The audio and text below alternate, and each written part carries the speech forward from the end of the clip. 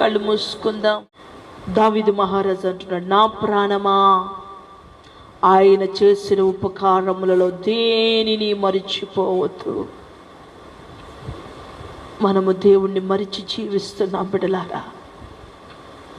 ఎన్నాళ్ళు ఈ జీవితం నీటి బుడగవలే తేలు ఆడుచు ఉంది. ఏ క్షణము ఏ జీవితాలు ఎలాగ మారిపోతాయో తెలియని ఒక భయంకరమైన పరిస్థితి, భయంకరమైన దినాలు ఈరోజు ఏలుబడి చేస్తూ ఉన్నాయి బిడ్డలారా. శాశ్వతం కాదని తెలుసు, కానీ సాగిల పడుతున్న వాటిని మనస్సాక్షిని ఒక్కసారి పరిశోధించుకోగలిగితే దేవుడు సూటిగా ఈ పూట అడుగుతా ఉన్నాడు. ఆయన రక్తకోటలో దాచి, ఆయన నీకు ఇల్లునిచ్చి, నీకు కావలసిన సమస్త భద్రతను కూడా ఆయన అనుగ్రహించినప్పటికీ కూడా నువ్వేం చేయగలుగుతున్నావు? ప్రభుకి నీ బిడ్డలు దేవుడు కాపాడుతున్నాడు. నీ భర్తను, నీ భార్యను, నీ బిడ్డలను, నీ కుటుంబాలను, నీ బంధువర్గాలను, నీ స్నేహితులను, నీ తల్లిదండ్రులను ఈరోజు ప్రభు కాపాడుతున్నాడు. నీ శక్తి చేత నీ బిడ్డల్ని కాపాడుకోలేవు. నీ జ్ఞానము చేత నీ యొక్క తల్లిదండ్రుల్ని కాపాడుకోలేవు. ఈరోజు దేని చేత ఎవరు కాపాడబడలేని స్థితి. యేసయ్య ఒక్కడే మన జీవితాలను మార్చగలడు. ఆయన జీవము కలిగిన వాడు, భూమి ఆకాశమును సృష్టించిన సృష్టికర్త అయిన యేసయ్యకు హృదయపూర్వకంగా, ప్రభువా ఎన్నాళ్ళు ఈ జీవితం, ఎన్నాళ్ళు ప్రభువా ఈ మార్పు లేని నా జీవితాన్ని నడిపించుకుంటున్నానయ్యా, నేను తొయ్యబడిన దానిగా ఉన్నానయ్యా. వద్దు ప్రభు, స్థితి నాకు వద్దయ్యా. నేను ఆత్మలో వర్ధిల్లు, అంతరాత్మలో ప్రభువా నేను అత్యున్నత స్థాయిలో నా జీవితాన్ని నడిపించుకోవాలయ్యా. ఆధ్యాత్మిక స్థాయి పరిపూర్ణమా అవునట్టుగా నా జీవితాలలో అయ్యా మార్పు దయచేయండి నాయనా. ఎన్నాళ్ళు ఎన్నాళ్ళు ఎన్నాళ్ళు ఎన్నాళ్ళు ప్రభువా, మరి ఎన్నాళ్ళు క్షమించమని అడుగుతానయ్యా. ఎన్నాళ్ళు నేను ప్రార్థించలేని బట్టి, ఎన్నాళ్ళు లోపడలేని బట్టి, ఎన్నాళ్ళు ఎన్నాళ్ళు తండ్రి నా జీవితానికి ఈ భక్తిహీనతకి ముగింపు ఇవ్వు ప్రభువా. ఈ భక్తిహీనత నాలో నుంచి తీసే ప్రభువా. అడుగుతా మెస్సైని కన్నీళ్లు విడుస్తూ. దూరాన సమీపన ఎంతమంది బిడ్డలు అయితే ఉన్నారో అంతమంది లోపడండి. ఈరోజు ఈ పూట ప్రభు కార్యం చేయబోతా ఉన్నాడు. పరిశుద్ధాత్మ దేవుడు 7వ మాసములో సంపూర్ణ సంఖ్య ఈ శుభ శుక్రవారము ప్రభు అంటున్నారు, నేను కార్యము చేయించున్నాను. ఆయన భక్తి జీవితాన్ని తీసివేయండి నాయనా. భక్తిహీనత నుంచి నన్ను తొలగించండి అయ్యా. శక్తి మీద ఆధారపడే స్థాయిలో నన్ను కట్టండి తండ్రి. ఎన్నాళ్ళు తండ్రి ఈ యొక్క ప్రభు పరిస్థితిలో నేను నాయనా రెండు స్వభావాలు ప్రభా, 2 స్వభావాలు నాలో అను నిమిషము అయ్యా యుద్ధం చేస్తా ఉన్నాయి. అయ్యా నేను లోకాన్ని గలిపిస్తున్నానయ్యా, శరీరాన్ని గలిపిస్తున్నానయ్యా, నా ఆశలు గలిపిస్తున్నానయ్యా, నా ఇష్టాలను గలిపించుకుంటున్నానయ్యా. నేనే నెగ్గాలని ఒక ఆలోచన నాలో అయ్యా అనుక్షణము పరిగెడుతుందయ్యా.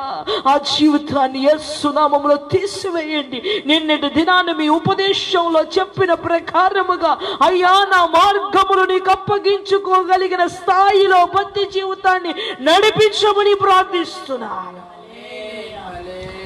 అయ్యా నీకు స్తోత్రములయ్యా, నీకు స్తోత్రములు నాయనా, నీకు కృతజ్ఞతలు కృతజ్ఞతలు కృతజ్ఞతలు కృతజ్ఞతలు. హల్లెలూయా హల్లెలూయా.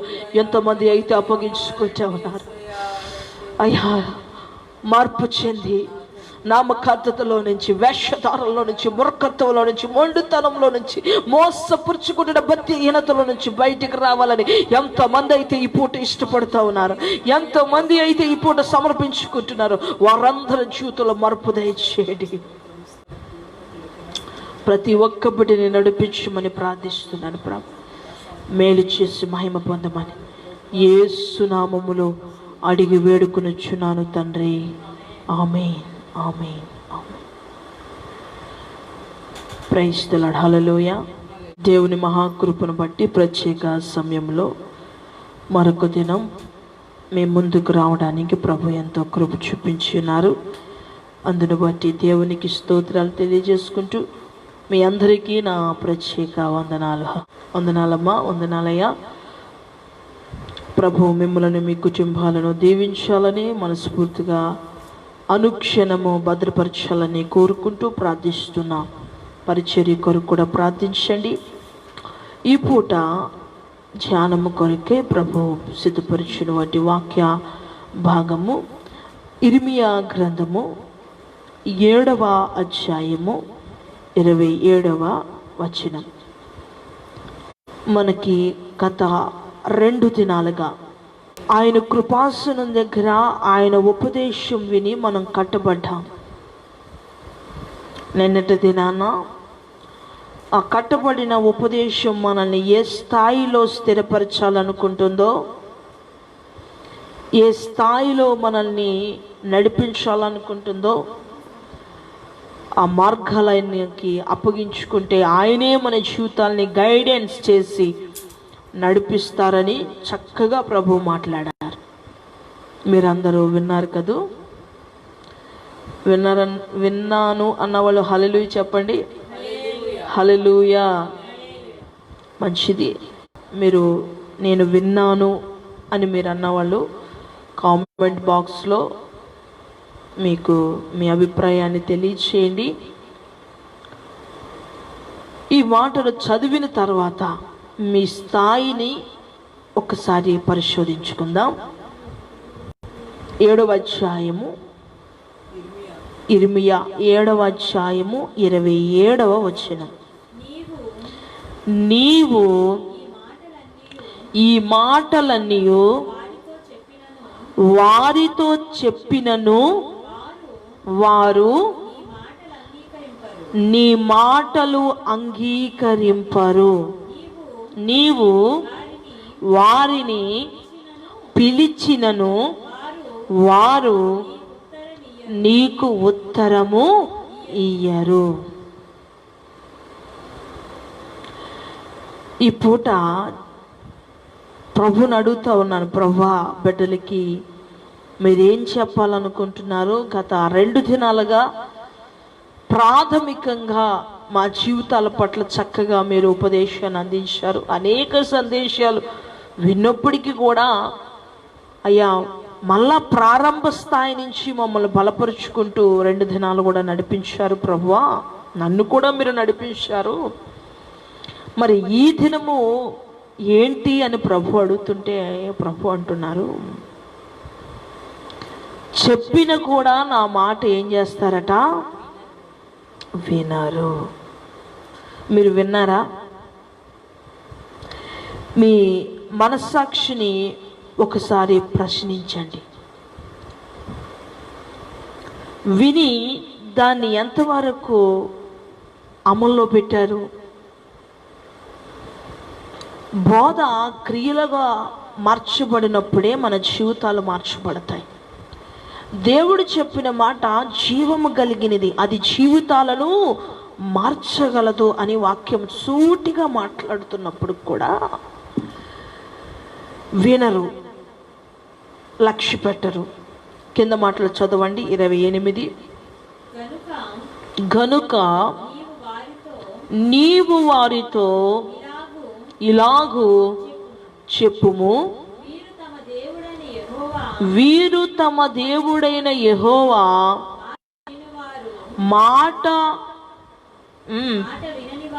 మాట వినని వారు, శిక్షకు లోబడనొల్లని వారు.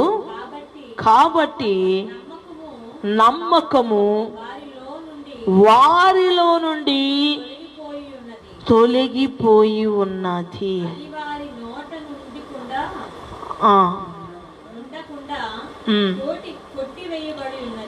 అది వారి నోట నుండకుండగా కొట్టివేయబడినది. నమ్మకమంట వారి దగ్గర లేదు.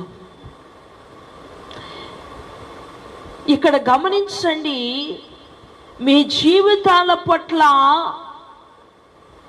దేవుణ్ణి మీరు ఎలాగ ఎదుర్కొన్నారు, మీ ప్రారంభ స్థాయి ఏ రీతిగా ప్రారంభించబడి ఇప్పుడు ఏ రీతిగా ముగించడానికి సిద్ధపడిపోతున్నారనేది కూడా మీరు ఇప్పుడు ఆలోచన చేయండి.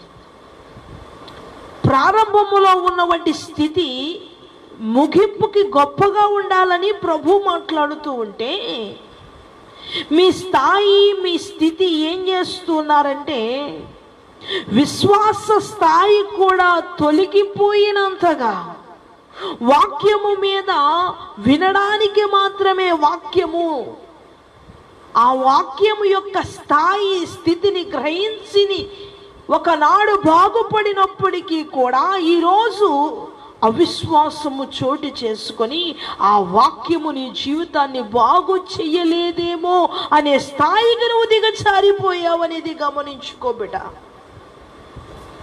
మన జీవితాల్లో చాలా సంతోషంగా ఉండాలని ఆయన తయారు చేశాడు. నేను అన్నీ వింటున్నానండి, వాక్యాన్ని వింటున్నానండి, దేవుడు చెప్పిన ప్రతి పాఠాన్ని వింటున్నానండి, నేను చాలా జ్ఞానముగా నడుచుకోవడానికి సిద్ధపడుతున్నానండి వాక్యాన్ని బట్టి అంటారు. మరి ఏం జరుగుతుంది? పరిస్థితులు సహకరించట్లేదండి అంటారు. సింపుల్గా ఒక మాటతో అయిపోతుంది కదా అని. పరిస్థితులు నాకు అనుకూలించక నేను దేవుని మాటలకి, దేవుని యొక్క మాటల మీద విశ్వాసం ఉంచి ముందుకు నడవడానికి నాకు పరిస్థితులు అనుకూలించట్లేదు అని అనేకులు వారి యొక్క భావాన్ని వ్యక్తం చేస్తూ ఉన్నారు. అయితే బిడ్డలారా, ప్రసంగి 7వ అధ్యాయం 10వ వచనంలో అంటారు, పరిస్థితులు మారిపోయినాయి, అందుకే నా ప్రారంభ పరిస్థితి కూడా మారిపోయింది. ఇప్పుడు నేను ఏదో రకంగా నడిచేయాలనుకుంటున్నాను, ఏదో రకంగా నడిచేస్తాను, కానీ ముగింపుకు మాత్రము వెళ్ళలేవని గమనించు బిడ్డ. అందుకే జ్ఞానైన ప్రసంగి మీ పరిశుద్ధ గ్రంథాలు తెరిచి 7వ అధ్యాయం 10వ వచనాన్ని చదవండి. జ్ఞానైన సొలొమోను చదవండి. ఈ దినముల కంటే మునుపటి దినములు ఎలా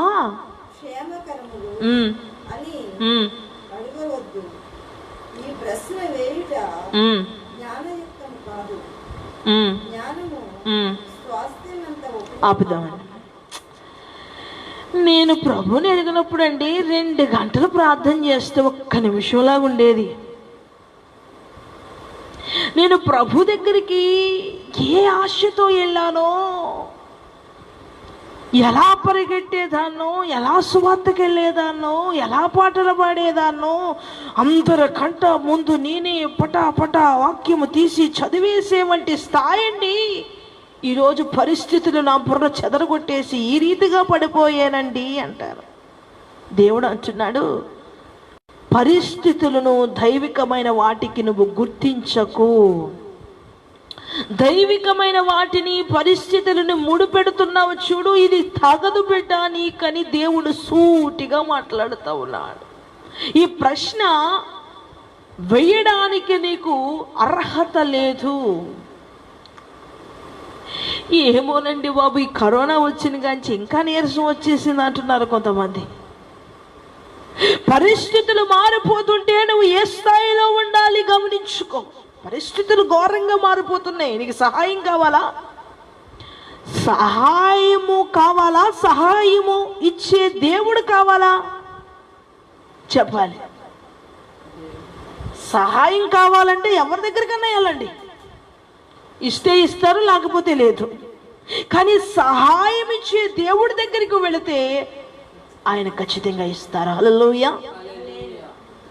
ఈరోజు మునుపటి స్థితి ఏమైంది? మునుపటి అన్వేషణ ఏమైంది? మునుపటి ప్రార్థనా జీవితం ఏమైంది? ప్రాథమికంగా ఆయన పాఠాలు చెప్పుకుంటూ మునుపటి వైరాగ్యమే ఇప్పుడు ఆకర్షింపబడాలి, అందంగా ఉండాలనే ఆశ. మునుపు వైరాగ్యమే, నేను నా కుటుంబము దేవుని కొరకు జీవించాలనే ఆశే. కానీ ఇప్పుడు మరిదేనుకో జీవించాలనే ఆశ పుట్టుకొచ్చింది. మునుపటి జీవితం నేను సమర్పించుకున్నాను అనే జీవితమే. కానీ ఇప్పుడు మరి దేని కొరకో పనిచేస్తున్నారు. మీ స్థాయి ఎలా ఉండాలో, మీ స్థాయి ఏమై ఉందో పత్రిక భాగంలో పిలిపిలికి రాసిన పత్రిక 3వ అధ్యాయం 12-14 వచనాలు చదివితే చక్కని వంటి వివరణ. మీ స్థాయి పరిస్థితులు మారిపోతే మారిపోయేది కాదు. అనుక్షణము మనము పరిగెడుతున్నది దేని కొరకో గమనించి గుర్తించి స్పృహలో చేయవలసినటువంటి భక్తి మరి ఏదోలాగా చేసేస్తున్నారు. కాలు తిమ్మిరిగా ఉన్నప్పుడు చూడండి, గిల్లినా గిచ్చినా దానికి చలనం ఉండదు. ఈరోజు మీ భక్తి జీవితం ఏం జరుగుతున్నా ఏమీ ఉపయోగం లేనట్టుగా అయిపోతుంది.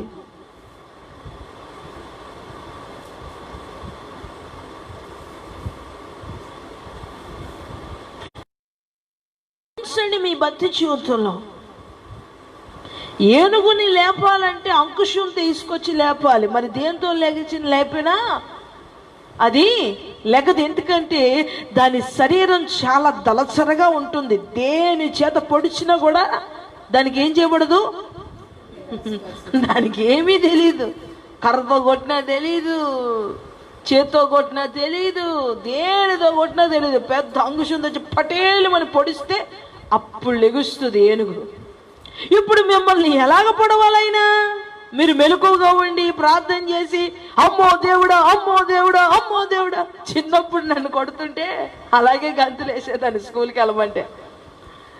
మీకు తెలుసో తెలీదో, ఒక ఏంటది చెరుకు వేసే దగ్గర పీకు అని ఒకటి ఉంటుంది. అంటే పైన దాని యొక్క గడ్డి ఉంటుంది, దానికి నూగు కూడా ఉంటుంది.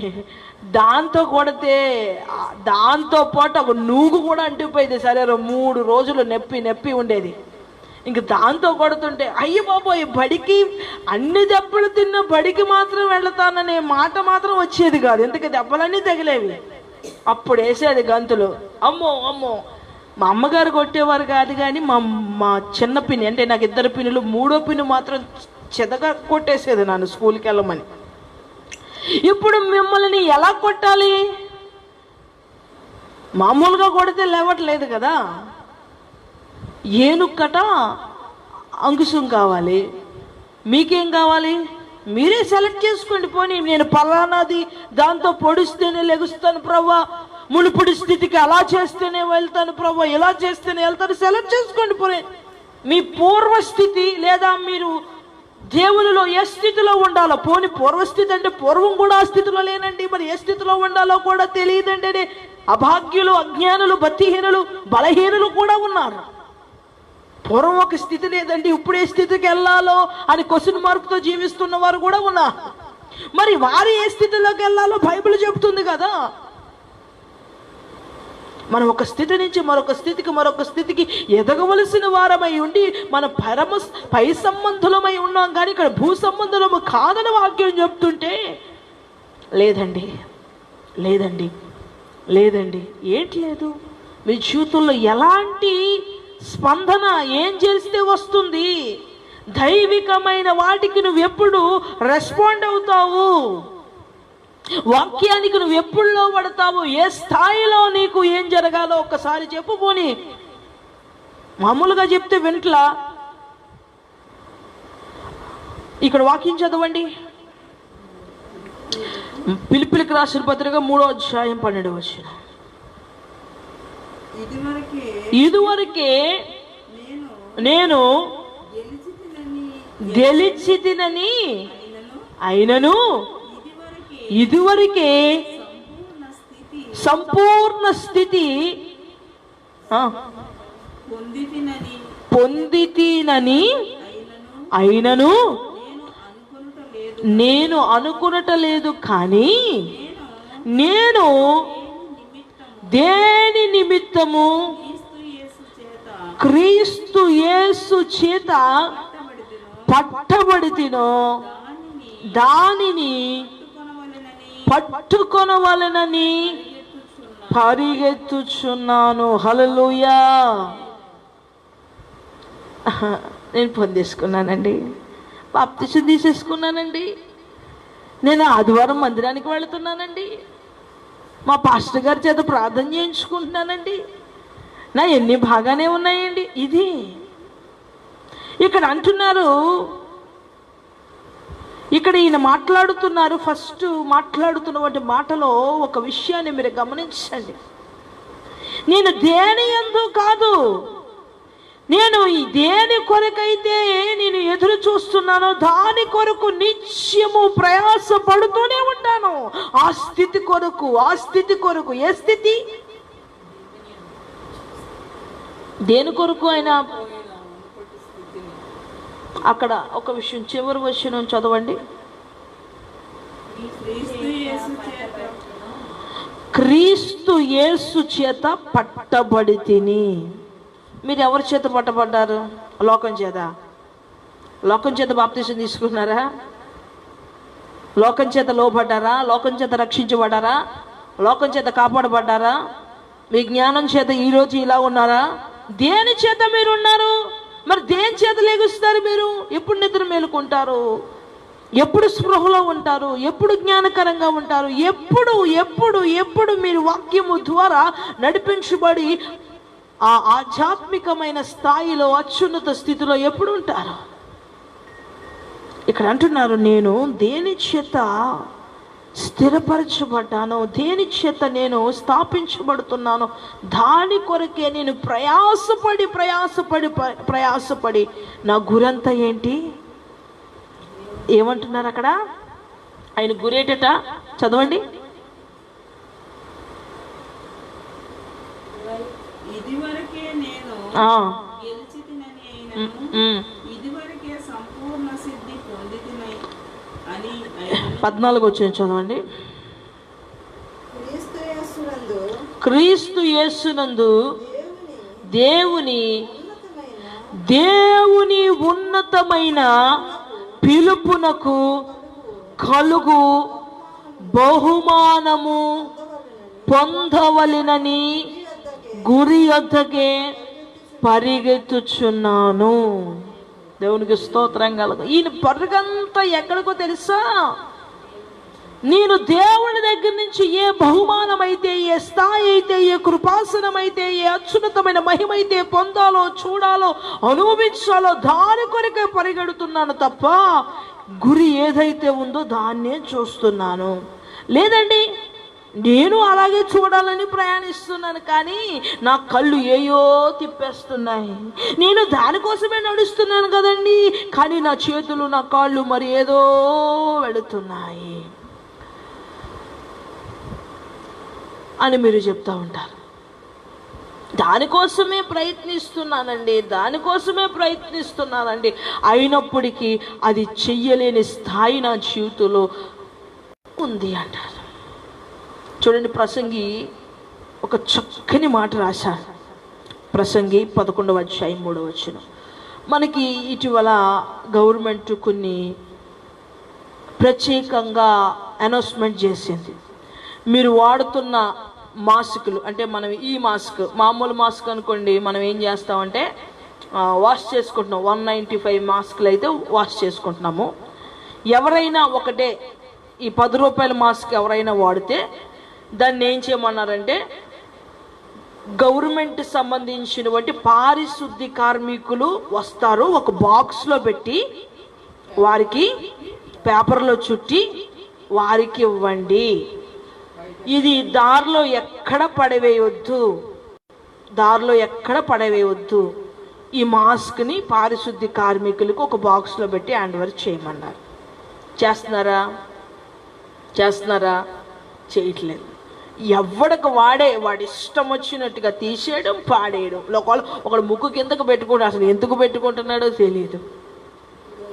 అంటే నేను ఎందుకు చెప్తున్నానంటే, మన బరితెగించిన వంటి జీవితము ఎంత భయంకరమైన దుస్థితికి పాలవుతామో గ్రహించుకోవాలి. మనం గడియారాల్లో బ్యాటరీలు చూస్తాం కదా, దాని మీద ఒక మాట రాయబడి ఉంటుంది, మీరు చూసారో లేదా? ఇది ప్రత్యేకించి కొన్ని మనకి బాక్స్, అంటే ఇది మంటలో అగ్గిలో పడేసేవంటి ప్రాంతాలు, అంటే అన్ని చెత్త ఆటలతో కలిపి పడేసామనుకోండి, ఆ చెత్తతో కలిపి మంట పెడితే అది ఏమవుతుందట, పెద్దగా పేలిపోద్ది. కనుక మరి ప్రత్యేకించి స్థలాల్లో వేయండి అని చెప్తాడు. కానీ తీసుకెళ్ళి వాడి ఇష్టం, వాడు మాసిక్ కాబట్టి ఎక్కడో పడిచేస్తున్నాడు, వాడి ఇష్టం, వాడు బ్యాటరీ కాబట్టి ఎక్కడో పడిచేస్తున్నాడు, వాడి ఇష్టం, వాడి జీవితం కాబట్టి ఏదో రీతిగా నడిపేద్దాం అనుకుంటున్నాడు. కానీ క్రైస్తవుడిగా మన జీవితం మన ఇష్ట ప్రకారంగా నడవకూడదు. అలా నడిస్తే మన జీవితం 3 రోజులకే ముగిసిపోతుంది. అలా నడిస్తే మన జీవితంలో ఏదీ లేదు. మనకి ఒక పరమాత్మ అనుగ్రహించిన నిశ్చితం ఒకటి ఉంది, దానికి ప్రవేశించడానికే కదా ఈ ప్రయాసంతా. అజ్ఞానంగా నడవకండి. ఏదో చెప్పితే అది సత్యమో అసత్యమో గ్రహించుకోగలిగే స్థాయి జ్ఞానం మీ జీవితంలో ఉండాలి బిడ్డలారా. అందుకనే ప్రసంగం అంటున్నాడు, చదవండి అక్కడ. పరిస్థితులు మారిపోతున్నాయి, నేను మారిపోతున్నానండి, పరిస్థితులు నాకు సహకరించట్లేదు అంటున్న వారికి ఈ రెఫరెన్స్ చెప్పండి. పరిస్థితులు మారిపోతే మనం మారిపోయే స్వభావము కలిగిన వారు కాదు. పరిస్థితులు మారిపోతాయి, కానీ నువ్వు మారిపోయేవాడు కాదు. మారిపోయే స్థితి నీది కాదు, మారిపోయే స్వభావం నీది కాదు. నువ్వు క్రీస్తు చేత కడగబడి, కొనబడి, పిలువబడి నీ స్థాయి ఏంటో, అత్యున్నత స్థాయిలో దేని కొరకైతే నువ్వు ఎంచబడ్డావో ఆ స్థాయిలో నీవు ఉండాలి. పైనుంచి రాయి కింద పడేస్తే ఎక్కడ పడుతుంది? నేల మీద పడుతుంది. అది మనుషుడు అటు ఇటు జరుపుతేనే జరుగుద్ది. దానికి అది జరిగిపోద్దా రాయా? చెప్పాలి, దానికి అది జరుగుద్దా? జరగదు. అదే మేఘం కింద నుంచి నీళ్ళన్నీ పైకి వెళ్ళి, ఆవిరిగా వెళ్ళి, మేఘాలు ఆ స్థాయి నుంచి ఇక్కడికి, ఇక్కడి నుంచి అక్కడికి, అక్కడి నుంచి ఇక్కడికి మారుతూ భూమిని సారవంతంగా నింపుతాయి. హల్లెలూయా, హల్లెలూయా. చదవండి అన్నమాట. మేఘములు వర్షముతో నిండి ఉండగా అవి భూమి మీద దాన్ని పోయును, మాను దక్షిణముగా పడినను ఉత్తరముగా పడినను అది. మీరు ఇప్పుడు పడిన చోటే మానుల్లాగా ఉంటారా? ఆధ్యాత్మిక స్థితిలో మీ మార్పు చెందించుకుంటూ మీ జీవితాలు అత్యున్నతంగా ఉంచుకుంటారా? భూ సంబంధంగా పడిపోతే ఎవ్వడు ఎటు ఇటు కదల్చలేడండి మీ స్థితిగతులు. మీ స్థితిగతులు అనుకుంటే ప్రభుతో కదిలిపోండి, అది అత్యున్నతమైన స్థాయి. మీ స్థితిగతుల భూమి మీద మార్చుకోవాలనుకుంటే మాను ఎక్కడికి కదలదు, ఏమీ చేయలేరు. మానునెవరు కదపలేరు. చిగుర్లు కదులుతాయి కానీ చెట్టు మూడు కదులుతుందా? ఇక్కడ వర్షము, మేఘములు అత్యున్నతంగా చక్కగా ఏ ప్రాంతములో, ఏ ప్రదేశానికి వర్షము సారవంతంగా కురవాలో అది చక్కగా ఆవిరి చేత నింపబడినదై చక్కగా సారవంతంగా భూమి మీద తన వర్షాన్ని కురిపిస్తూ అక్కడి నుంచి ఇక్కడికి, ఇక్కడి నుంచి అక్కడికి సముద్రములో మేఘములు నీళ్లు తాగి ఆవిరి చేత మేఘముగా తయారు చేయబడి ఒక ఎండిన భూమి మీదకి వచ్చి వర్షంగా మార్చుతుంది. హల్లెలూయా. ఎక్కడో సముద్రము మీద ఆ ఆవిరి చేత మేఘముగా తయారు చేయబడి గాలి చేత విసిరి కొట్టబడి చక్కగా ఎండిన భూమి మీద వర్షంగా కురిసి ఈరోజు చక్కని పంట మనకిస్తుంది. మనం ఎక్కడికి విసిరి కొట్టబడుతున్నామంటే మన జీవితంలో సారము లేదు, మన జీవితంలో ఆశీర్వాదం లేదు, మన జీవితంలో అభివృద్ధి లేదు అంటే మనం విసిరి కొట్టబడుతుంది ఎక్కడలాగా? భూమి మీద పడిన మానవులే. ఎక్కడికి కదిలిన మార్పు లేదు, కదిలింపు లేదు, ఏమీ లేదు. మన జీవితాల పట్ల అద్భుతమైన స్థాయి పెరగాలంటే మనము ఒక అత్యున్నతమైన సారవంతమైన బిడ్డలుగా మార్చబడాలి. హల్లెలూయా. మనం ప్రభు కొరకై ఆధ్యాత్మిక సంతోషములో ఉప్పొంగిన వారై ఉంటే, మహిమ చేత ఉంటే తేలతాం, క్షయము చేత ఉంటే భూమి మీద ఉంటాం, అక్షయ చేత ఉంటేనే పైకెత్తబడి ఎన్నడూ మనము మార్చబడలేని ఒక అత్యున్నతమైన స్థాయిలో ఉంటాము. హల్లెలూయా. అంతేగాని మనము కింద ఉన్న వాటి మీద పడి ఉండేవంటి వారము కానే కాదు బిడ్డలారా. మన స్థాయిని ప్రభు చూపిస్తున్నారు, కానీ దాన్ని ఎవరు కూడా గ్రహించుకోవట్లేదు. కనుక మన స్థాయి, మన జీవితాల పట్ల ఉన్న అత్యున్నతమైన కృప దేవుడిస్తున్న గొప్ప బహుమానముగా మార్చబడునుగాక. వినకపోతే ఎన్ని వర్తమానాలైనా వస్తాయి, కానీ దేవుడు ఎవరి కొరకు సిద్ధపరుస్తారు? ఎవరి కొరకు సిద్ధపరుస్తారు? నీ కొరకు సిద్ధపరుస్తారు. దేవుడు తన బిడ్డలైన వారందరి కొరకు సిద్ధపరిచి ఆయన మాట్లాడుచుండగా నువ్వు వింటూ వింటూ వింటూ వింటూ వింటూ ఇర్మియా గ్రంథము 28వ అధ్యాయం చివరికి చదవండి. 7వ అధ్యాయము 28వ వచనం.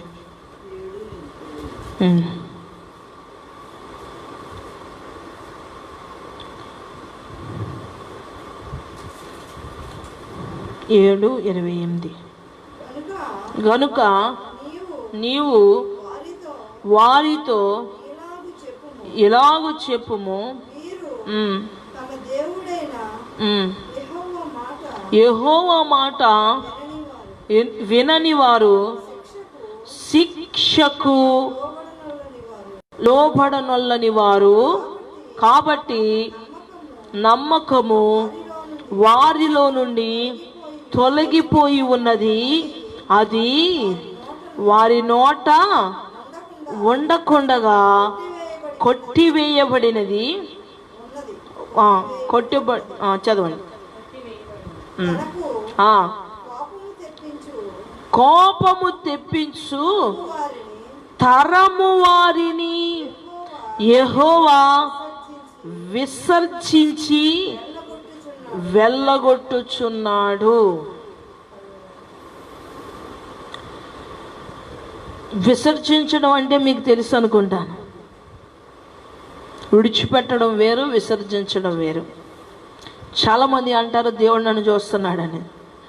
ఆయన ఒక్కసారి విసర్జిస్తే తిరిగి చూడడానికి ఎంత భయంకరంగా ఉంటుందో ఆలోచించుకోండి. రోతను ఎప్పుడైనా చూస్తారా మీరు? విడిచిపెట్టిన వస్త్రాలు ఉతుక్కొని వేసుకుంటారు, కానీ విడిచిపెట్టిన రోతను ఎప్పుడైనా చూస్తారా? విసర్జించడం అంటే రోతని మీరు గమనించండి. ఎంత దుర్భాగ్యమో గమనించుకొని మార్చుకుంటే మంచిది. వినలేకపోతే మీ జీవితాలు అలాగే మారిపోతాయి. విసర్జించేస్తాడు ఆయన. మరలా తిరిగి చూడడానికి ఎంత అసహ్యకరం అంటే అంత అసహ్యకరం. ఆయన తిరిగి చూడలేనంత స్థితిలోనికి మీరు వెళ్ళక మునిపే ఈ ఉపదేశం ద్వారా మీరు మార్పు చెందండి. హల్లెలూయా. ఆయన అంటున్నాడు, నా మాటలు వినలేని వీళ్ళని నేను విసర్జిస్తున్నాను. ఎంతో దుర్భాగ్యమైన పరిస్థితి అండి. ఎన్నో ఉపదేశాలు వచ్చినాయి, మార్పు లేదు, క్రియ లేదు, ఏమీ లేదు. ఏం చేద్దామని ఒక మాల్లాగా ఎక్కడ దిక్కున పడి ఉండి అలాగ మట్టిలో కలిసిపోతే అది కుదరదుగా. నువ్వు మానవలే ఉన్న నిన్ను, మట్టి వలె ఉన్నది నిన్ను మహిమకు చేర్చాలని, అత్యున్నతమైన స్థితిలోనికి చేర్చాలనే కదా ఆయన నీ యొద్దకు వచ్చి నిన్ను ఒక పరిపూర్ణతగా తీర్చిదిద్దిన ఆ మొదటి స్థితి, ఆ మొదటి ఒప్పుకోలు, ఆ మొదటి ప్రార్థన నీ జీవితంలో ఏమైపోయింది? పరిస్థితులు మారిపోతాయి, మనం మారకుండా ఉండాలి. దేవునికి స్తోత్రం కలుగునుగా.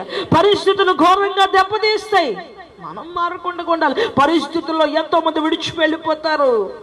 తల్లిదండ్రులు విడిచిపోతారు, తోబుట్టులు విడిచిపోతారు, బిడ్డలు విడిచిపోతారు, భర్త విడిచిపోతాడు, భార్య విడిచిపోతుంది. ఎవరైనా విడిచిపోవచ్చు, మరలా ఆయనే తీసుకొస్తాడు. కానీ నువ్వు మాత్రం మారిపోకూడదు. హల్లెలూయా.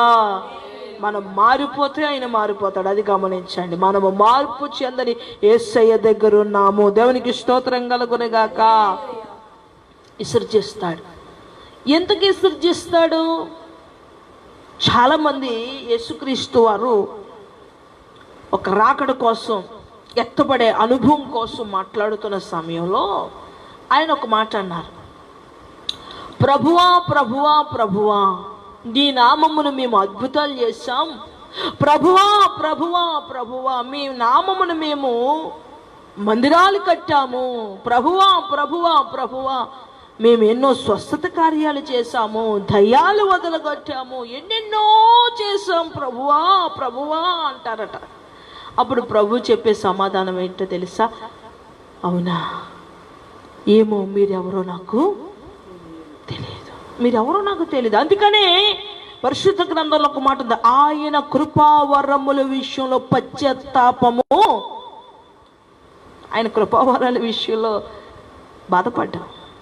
అయ్యో, ఈడికేట్రే ఇలాంటి వరం ఇచ్చాను అనుకోడు. ఎందుకో తెలుసా? ఆత్మ సంబంధమైన వాటిని ఆయన ప్రోత్సహిస్తాడు తప్ప, ఓ సాతానా నువ్వు వాడుకుంటున్నావా, వాడుకో, ఇంకా నాకు సంబంధం లేదా, నేను వదిలేస్తాడు, విసర్జించేస్తాడు. విసర్జించిన తర్వాత ఆయన తిరిగి చూడు. సౌలు కూడా అంతేగా. ఆ దయ్యం సొరబడి ఏయో చేస్తున్నప్పుడు దావీదు మీద వ్యతిరేకమైన ధోరణి ప్రయత్నాలు చేస్తూ ఉండేవాడు. ఆ దయ్యం బయటికి వెళ్ళిపోయిన తర్వాత మామూలుగా ఉండేవాడు. ఏంటి ఇలా చేశానా అనుకునేవాడు. మళ్ళా వచ్చేదని మళ్ళా భయంకరంగా దావీదు మీద పోరాడుతూ ఉండేవాడు. కొన్ని రోజులు ప్రవక్తల చేత చెప్పించాడు, కొన్ని రోజులు యాజకుల చేత చెప్పించాడు. అందరి తర్వాత అన్నాడు, నేను వాడిని విసర్జించేశాను, ఇంకెవరో చెప్పకండి, ఇంకెవరో మాట్లాడకండి వాడితో అన్నారు. అంతే, అయిపోయింది, జీవితం క్లోజ్. శాశ్వతముగా సింహాసనాసీనుడిగా రాజుగా ఎందుకు పనికిరాని జీవితంగా ముగించబడింది. అందుకనే మన జీవితాలు ప్రారంభము కంటే ముగింపు గొప్పదైంది. దేవునికి స్తోత్రం కలుగునుగాక. కాబట్టి ఆయన దగ్గరంట ఒక తక్కిడి ఉంటుంది. ఏ తక్కిడో తెలుసా? బంగారం చూసే వాళ్ళ దగ్గర ఉండే తక్కిడి కన్నా ప్రతిదీ లెక్క పెట్టే తక్కడ. ప్రతి చిన్న గాలిని కూడా అది బరువుని గ్రహించి ఆ తూకాన్ని సైతము లెక్కించగలిగే తక్కిడి. దేవునికి స్తోత్రం కలుగునుగాక. చూడండి, ప్రకటన గ్రంథం చివరిగా 2వ అధ్యాయం 12వ వచనం చదువుదాం. ప్రకటన గ్రంథము 22వ అధ్యాయం 12వ వచనం.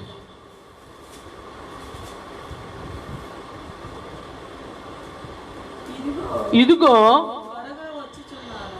త్వరగా వచ్చుచున్నాను, వాని క్రియల చొప్పున ప్రతి వానికి ఇచ్చుటకు నేను సిద్ధపరిచిన జీతము నా యొద్దనున్నది. చదవండి. నేనే అల్పయు ఓమేగయు, మొదటి వాడను కడపటి వాడను, ఆదియు అంతమునై ఉన్నాను. దేవునికి స్తోత్రం కలుగునుగాక. ఈ వైరాగ్యం అంతా, ఈ స్థితి, ఈ ప్రార్థన, ఇదంతా ఏంటో తెలుసా? మనకట ఆయన అంట ప్రతి దానికి ఒకటి సిద్ధపరిచాడట. మనం అనుకుంటా ఈ పని చేస్తే ఏముంది, ఆ పనికి ఒక మూల్యం సిద్ధపరుస్తున్నాడు ఆయన. నీ మాటకు ఒక మూల్యం ఉంది, నీ క్రియలకు ఒకటి ఉంది. సరైన టైంలో నీ లెక్క పూర్తయిన తర్వాత నీకు ఇవ్వవలసింది ఇచ్చేస్తాడు ఆయన. ఆయన దగ్గర ఉంచుకోడు, ఆయన దగ్గర ఉంచుకోడు. బిడ్డలారా, ఎందుకు ఈ బతి జీవితం?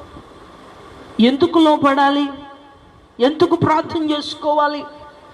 నువ్వు దేవుడు అంటే ఇష్టం ఇష్టం ఇష్టం అంటున్నావు కదా, మరి ఇష్టమైన దేవునితో మాట్లాడడానికి ఎందుకు కష్టంగా ఉంది? ఈ మాటకు ఆన్సర్ ఎత్తకండి చాలు, మీ జీవితాలు మారిపోతాయి. ఇష్టమనే దేవునితో మాట్లాడటమే కష్టంగా మారిందంటే ఆయన చేత విసర్జించబడే స్థితిలోకి నువ్వు వెళ్ళిపోతున్నావేమో చూసుకుని మార్చుకోగలిగితే మంచిది. ఆయన దగ్గర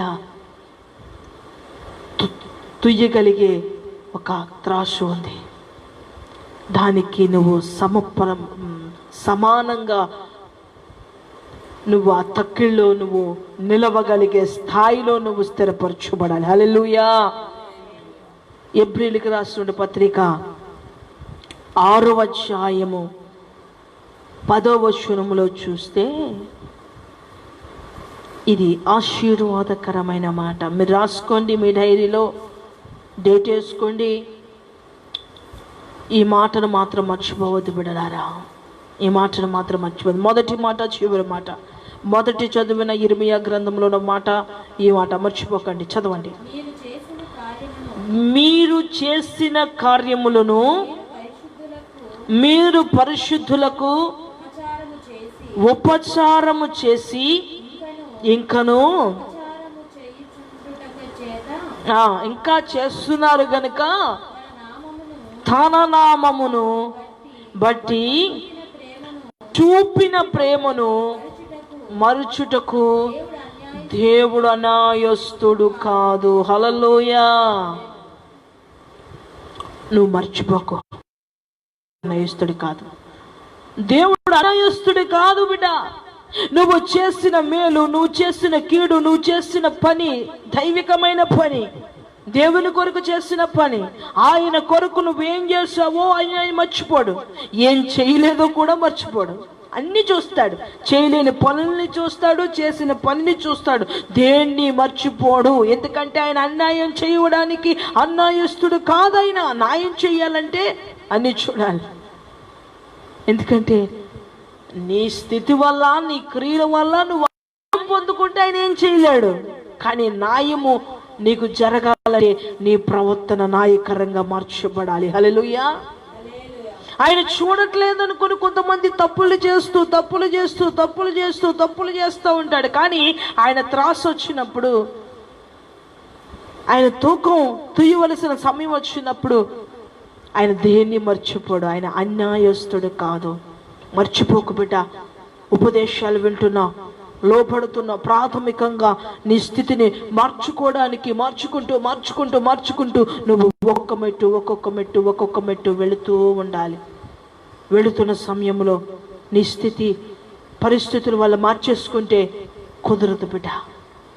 ఏదేమైనా నీ స్థితి మారకుండా ఉండి, క్రీస్తు ఏదైతే తన కొరకు సిద్ధపరిచి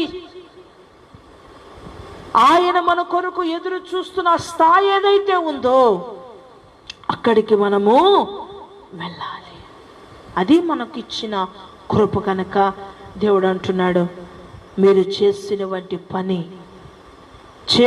వంటి పని దేనిని మరచువాడు కాదు. ఆయన అన్యాయస్తుడు కాదు. నువ్వేం చేస్తున్నావో, నువ్వు ఎలా జీవిస్తున్నావు అంతా కూడా ఆయన చూస్తూ ఉన్నాడు బిడ్డ. అయిపోట ఉపదేశానికి లోబడండి, మీరు మేలు పొందుకోండి బిడ్డ. నీకు తగిన దీవెనలు, తగిన ఆశీర్వాదాలు భూమి మీద ఇస్తాడు. నీకు సరిపడా ఆశీర్వాదాలు ఆయన ఇస్తాడు. అందుకే అంటున్నాను, వాగ్దానం కాదు, వాగ్దానం ఇచ్చిన దేవుడు నీ యొద్ద ఉండేలా చూసుకో. హల్లెలూయా. వాగ్దానాన్ని బైబిల్లో పెట్టుకుంటాం, దాన్ని చూసుకొని మురిసిపోతాం. వాగ్దానం ఇచ్చిన యేసయ్యని హృదయంలో పెట్టుకోండి, కానీ మురిసిపోవడం మాత్రం మర్చిపోవద్దు. హల్లెలూయా. పెట్టుకుంటున్నారు కానీ ఆయనతో సంభాషించట్లేదు. ఆయన మౌనంగా ఉండే వాళ్ళ దగ్గర ఉంటాడంటున్నాడా? మౌనంగా ఉండే వాళ్ళకి దేవుడా కాదా? కాదు. దేవునికి స్తోత్రం కలుగును గాక. ఆయన మౌనంగా ఉండే వాళ్ళకి కాదు, ఆయన మనతో మాట్లాడతాడు. మనం ఆయనతో మాట్లాడాలి, నిత్యము జరగాలి. మనం ఆయన మాటలు విననొల్లని ప్రజల్లాగా ఉంటే ఆయన మనల్ని విసర్జించేస్తాడు. ఆ స్థాయిలో ఉండకుండా మీ జీవితాలు కట్టుకోండి. ఈ పూట మీ స్థాయి, మీరు పరిస్థితులు ఎంత ఘోరంగా దెబ్బతీస్తున్నప్పటికీ కూడా ఒక్క క్షణంలో ఆయన ఫుల్ఫిల్ చేయగలడు. కనుక ఆయన్ని విడిచిపెట్టొద్దు. మీరు లోబడి ఆ మాటల్ని గైకొని మీరు నడవగలగడానికి ఈ దినమైన మీరు ఒప్పుకొని నడిపించబడండి. ప్రభు మిమ్మల్ని మీ కుటుంబాలను దీవించునుగాక. ఆమేన్. మీ స్థలాల్లో దూరాన సమీపాన కళ్ళు మూసుకోండి, ప్రార్థన చేసుకుందాం. స్తోత్రం ప్రభువా. అవును తండ్రి నాయనా, ఎన్నో ఉపదేశాలు వింటున్నామయ్యా. ఉపదేశానికి లోపడలేని ఒక స్వభావము, అవిశ్వాసము, మాటని వినలేని స్వభావము మాలో ఉండిపోయిందయ్యా.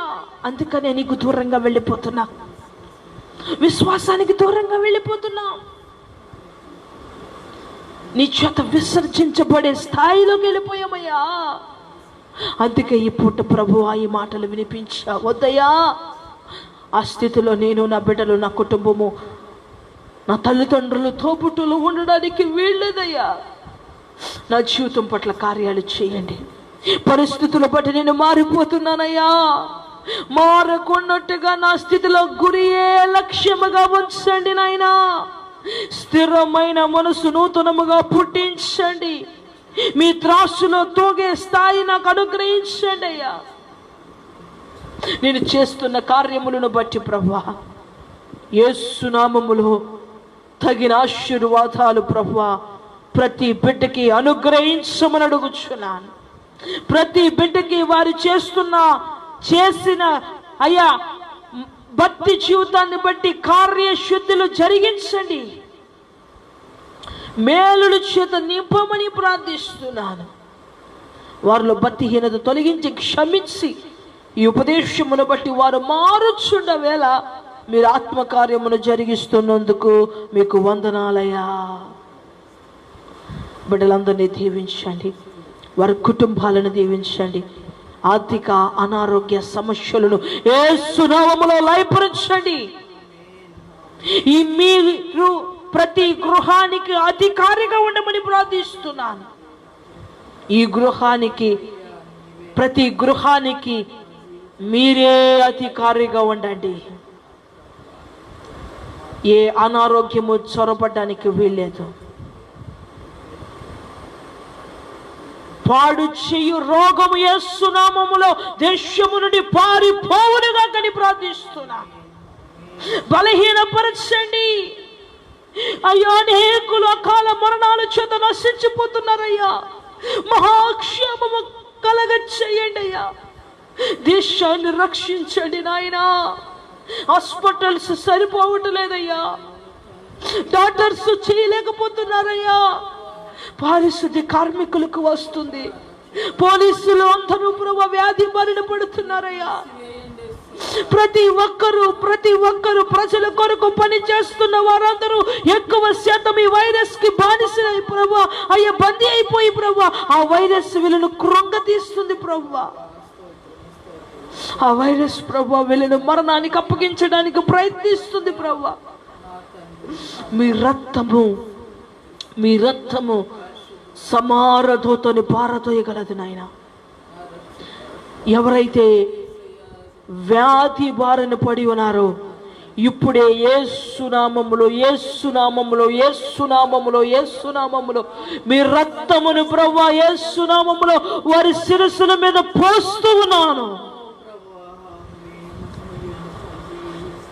ఆ రోజు మోషేతో మీ రక్తము వారి గుమ్మముల మీద ఉండగా సంహార దూత పారిపోవునట్టుగా అయ్యా ప్రతి గృహముల మీద ఉన్న అనారోగ్యం అనే సాతాను యేసునామములో పొమ్మని ఆజ్ఞాపిస్తూ ఉన్నాను. ఆత్మచేత నడిపించి కార్యాలు జరిగించే శక్తివంతమైన మీ నామమును హెచ్చించమని కార్యములు జరిగించమని ప్రభా ప్రతి బిడ్డని కూడా ఆశీర్వదించండి. నాయకులకి సమయోచితమైన ఆలోచన పుట్టించండి. పరిపాలిస్తున్న ప్రతి వారిని మీరు ఆశీర్వదించండి, భద్రపరచండి అయ్యా. కృపతో నడిపించండి. మెడిసిన్ తయారు చేస్తున్న వంటి అయ్యా పరిశోధకులందరినీ కూడా జ్ఞానాత్మతో నింపండి.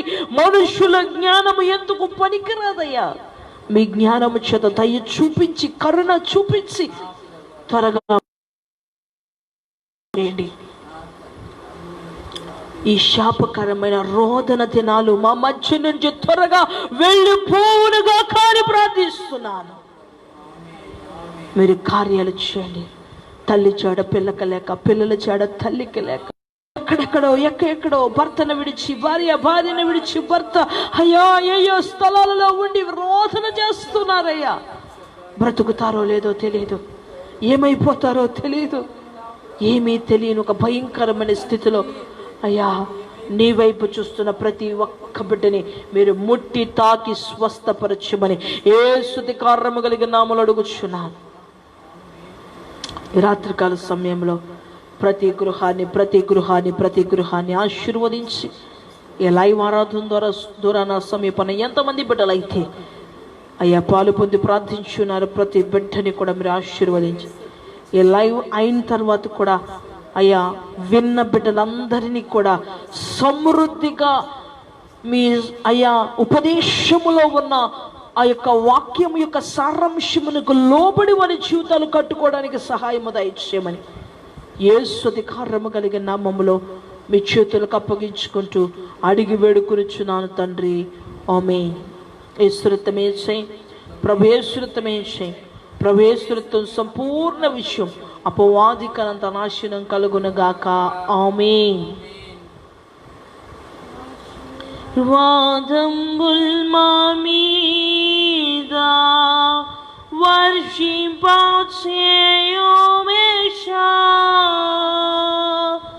ఆశతో నమ్మియున్నాము మీ సత్యవాగ్దానముల్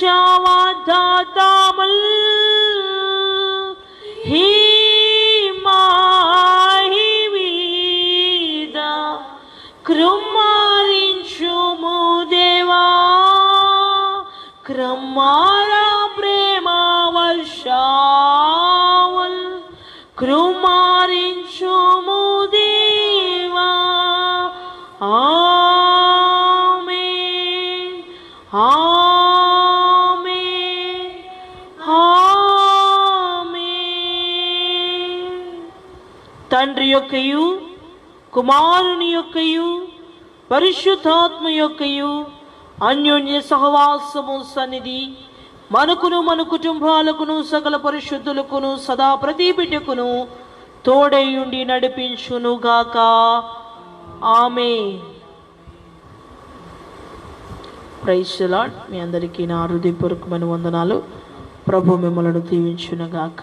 ఆమేన్.